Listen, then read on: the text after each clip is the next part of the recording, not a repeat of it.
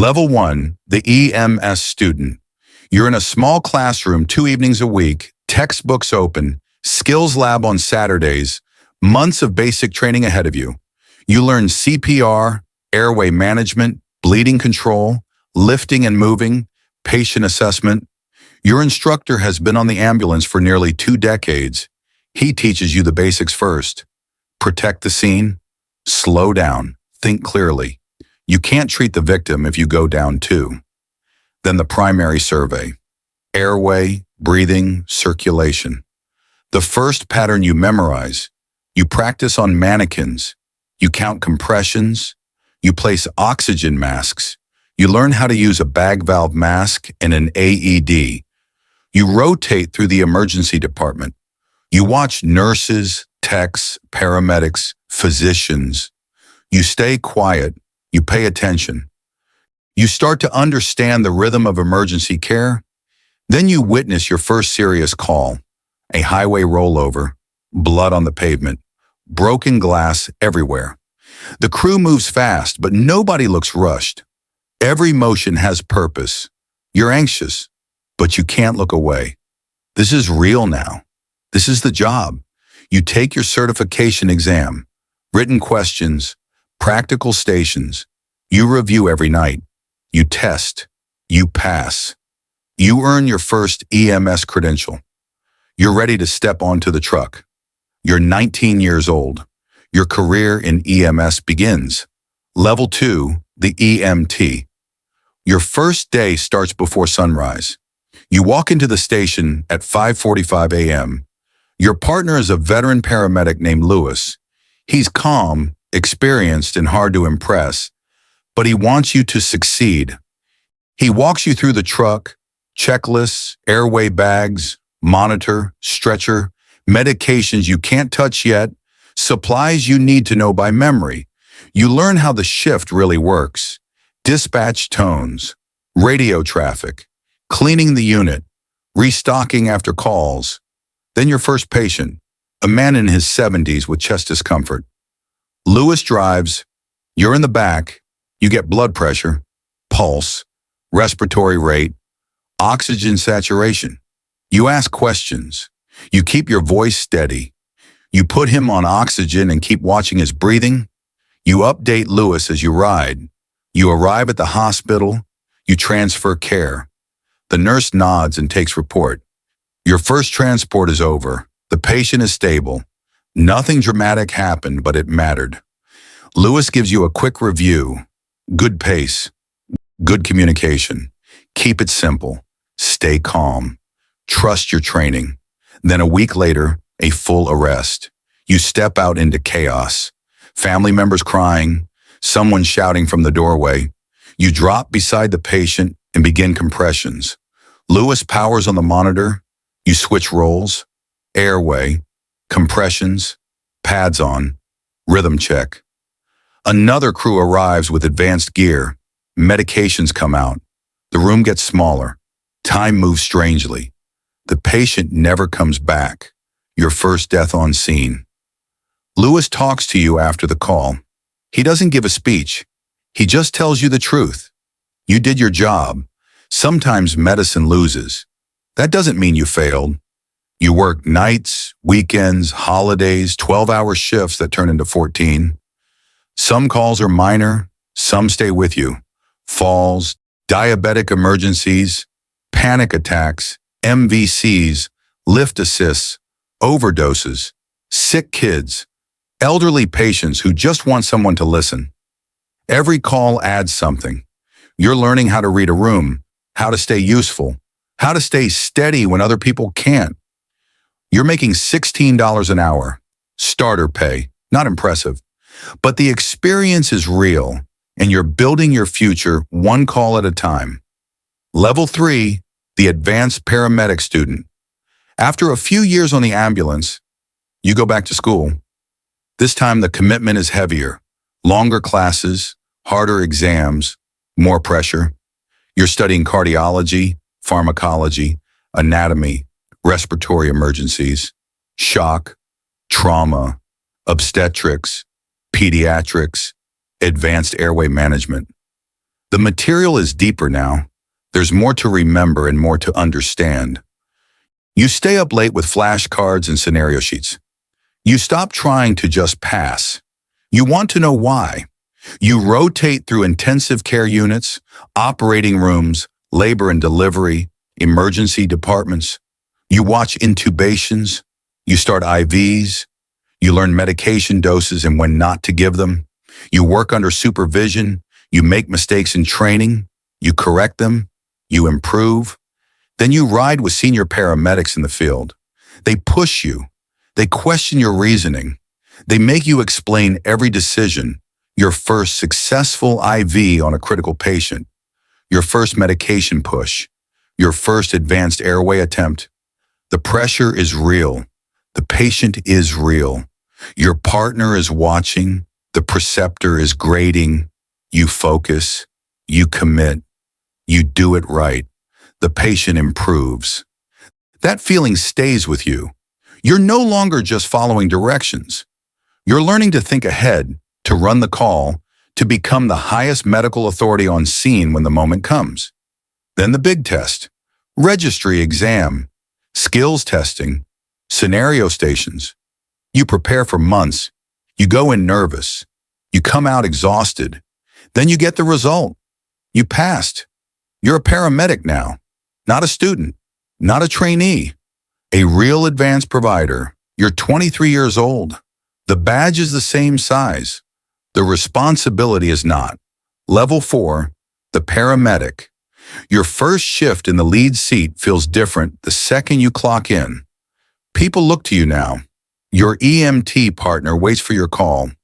The dispatch comes in. High-speed motorcycle crash.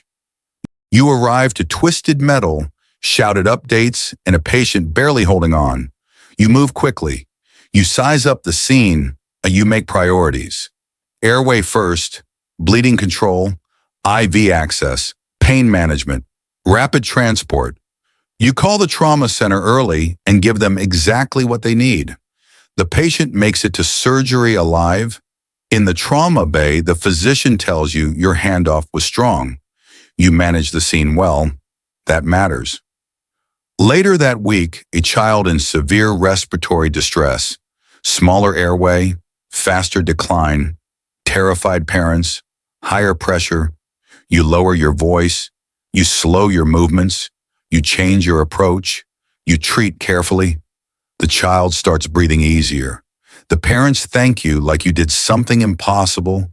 You keep working. Different crews, different neighborhoods, different station cultures. You see addiction, violence, loneliness, chronic illness, bad luck, and sometimes miracles. You respond to overdoses and carry naloxone. You reverse respiratory failure in parking lots, bathrooms, bedrooms, alleyways. Some patients curse at you when they wake up. Some cry. Some don't remember your name. You stay professional. This isn't about your ego. It's about being there when the call comes in. When strangers dial 911, you show up in the worst moment of their day. That's the heart of the job. You bring skill. You bring calm. You bring care. You're making $20 an hour now. Better than before, but still not amazing for what the work demands. Even so, you know you're doing something that matters. Level 5, the field training officer. After years on the truck, you're trusted to train the next wave. You're promoted to FTO. Now you don't just run calls, you shape how other people will run them. Your first trainee talks too fast, forgets equipment, and second guesses everything. You recognize the look immediately. You used to wear it. So you stay patient. You explain clearly. You correct without humiliating. You teach the way someone once taught you. A difficult medical call comes in. Shortness of breath, chest pain, altered mental status, more than one problem at once. Perfect training call. You let your trainee lead, but not alone. You ask the questions that matter. What's your general impression? What are your priorities? What's the likely problem? What's your plan? Why? You're not just teaching tasks, you're teaching judgment. Then your trainee misses something. Not catastrophic, but important. You step in right away, you fix it, then after the call, you break it down piece by piece. What did you see? What did you miss? What will you do differently next time? That's how confidence gets built the right way, not with praise alone, with correction, repetition, and honesty. Some trainees improve fast, some never quite settle in. Some realize this career is not for them. Better now than later. Better in training than in a patient's living room at 3 a.m. You're making $24 an hour, more than before. More responsibility too. But now your impact multiplies. Every medic you train well will carry that standard onto hundreds of future calls. Level 6, the supervisor. Years in EMS have changed how you see the whole system. You're promoted to shift supervisor. Now you're not assigned to one truck. You're responsible for several, multiple crews, multiple units, multiple problems at once. You track staffing, you answer calls from field crews, you solve coverage issues, you handle complaints, you keep the shift moving. Then a major incident drops, multi-car pileup, several injured, traffic stopped in both directions, units coming from every side. You arrive, step out, and take command. Triage starts. Transport decisions get made. Hospitals are notified. Fire and police need coordination. Resources have to be placed in the right order, at the right time, for the right patients. This is no longer one patient and one partner. It's controlled chaos, and you're the one holding the shape of it together. The scene clears without preventable mistakes. That's success at this level. Quiet success, organized success, the kind the public barely notices because everything worked. But supervision isn't only about scenes like that. It's also about people. One of your crews is having conflict. Another provider is distracted, stressed, not performing like usual. You call them in. Close the door. Listen first. Ask questions. Offer help. Connect them to support before the problem becomes something bigger. You learn another truth of EMS. If your crews are burned out, your patients will feel it. Take care of your people, and they can take care of everyone else. You start improving reports, tightening communication, fixing small system problems that cause big field headaches.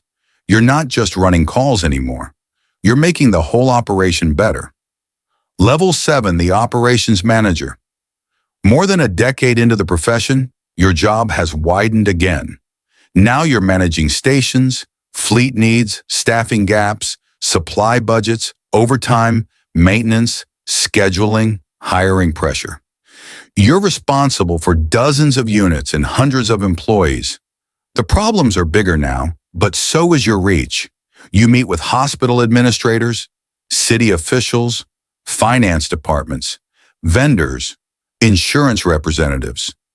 You negotiate contracts, you justify purchases, you fight for staffing, you launch new programs, community paramedicine, mobile integrated health, follow-up visits for frequent callers, preventive care that keeps people out of the emergency department before the crisis starts. You're not just reacting anymore.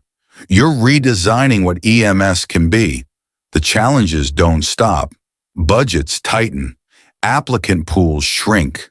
Equipment costs rise. Someone always wants more, done with less. So you adapt. You prioritize. You defend your crews in meetings they never have to see. You stand in front of budget panels and explain exactly why one more ambulance can change response times, patient outcomes, and crew fatigue. Sometimes you win.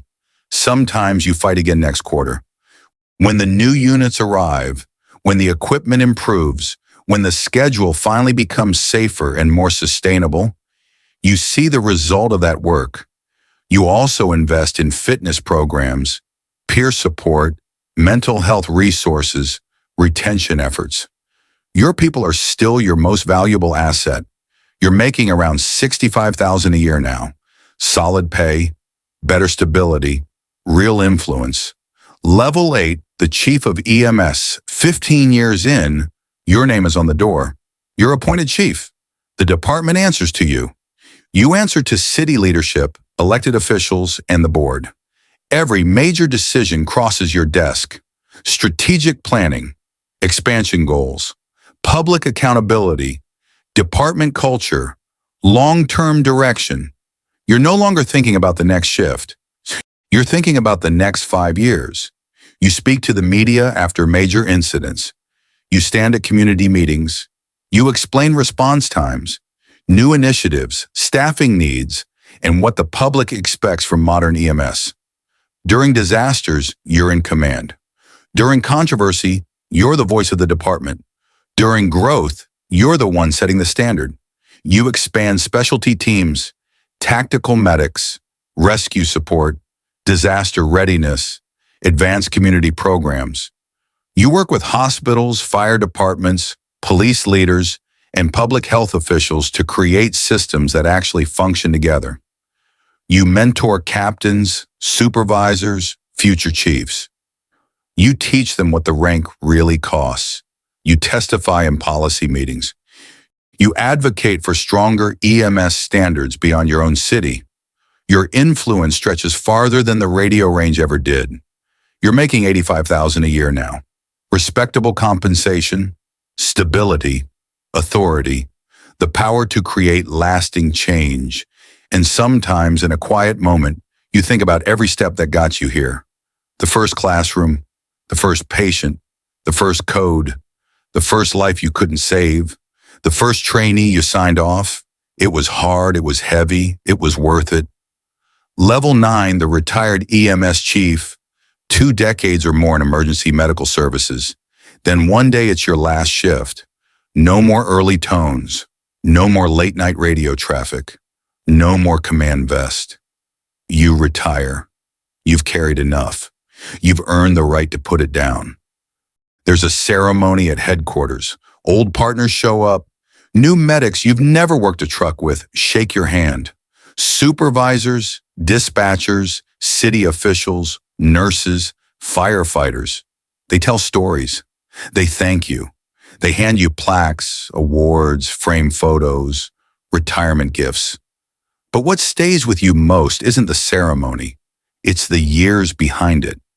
You think about how much changed while you were there. Better protocols, better equipment, better education, better outcomes, a stronger system than the one you entered. You helped build that. You trained people who trained other people. You made decisions that shaped calls you were never even present for. That's the strange power of leadership. Your influence keeps moving after you stop. Your legacy lives in the culture, the standards, the people, the systems. EMS is better because you gave your life to it for a long time. Even in retirement, younger leaders still call you. They ask what you think. You mentor, you advise, you stay connected. Experience like yours doesn't disappear just because the uniform comes off. And somewhere tonight, a new student is opening an EMT textbook for the first time. They're nervous. They're curious. They're ready to begin. They have no idea how hard the road will be or how meaningful. But they're stepping onto the same path, the same long nights, the same pressure, the same service, the same purpose. They'll answer calls, they'll make mistakes, they'll grow, they'll help people, they'll lead others, they'll carry the mission forward. EMS moves on. The radios keep talking, the ambulances keep rolling, people keep dialing for help, and the reward for answering that call never really disappears.